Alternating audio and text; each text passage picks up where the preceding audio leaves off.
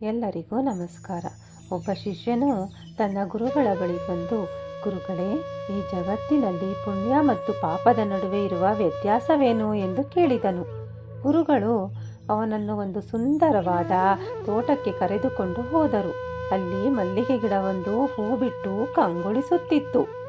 ಗುರುಗಳು ಶಿಷ್ಯನಿಗೆ, ಈ ಮಲ್ಲಿಗೆ ಹೂವನ್ನು ನೋಡು, ನೀನು ಇದರ ಹತ್ತಿರ ಹೋದರೆ ಇದು ನಿನಗೆ ಸುಗಂಧವನ್ನು ನೀಡುತ್ತದೆ. ನೀನು ಇದನ್ನು ಕಿತ್ತರೂ ಸಹ ನಿನ್ನ ಕೈಗಳಿಗೆ ಸುಗಂಧವನ್ನೇ ಹಚ್ಚುತ್ತದೆ ಎಂದರು.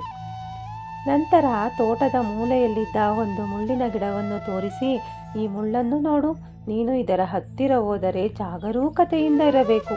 ಸ್ವಲ್ಪ ಮರೆತರೂ ಇದು ನಿನಗೆ ನೋವನ್ನು ನೀಡುತ್ತದೆ ಎಂದರು.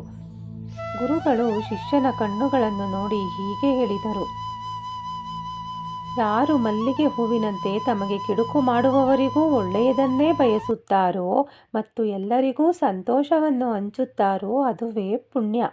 ಯಾರು ಮುಳ್ಳಿನಂತೆ ಇತರರ ಮನಸ್ಸಿಗೆ ಮತ್ತು ಜೀವನಕ್ಕೆ ನೋವನ್ನು ಕೊಡುತ್ತಾರೋ ಅದುವೇ ಪಾಪ. ನಮ್ಮ ಮಾತು ಮತ್ತು ನಡವಳಿಕೆ ಇತರರಿಗೆ ಸುಗಂಧದಂತೆ ನೆಮ್ಮದಿ ನೀಡಬೇಕೇ ಹೊರತು ಮುಳ್ಳಿನಂತೆ ನೋವು ಕೊಡಬಾರದು.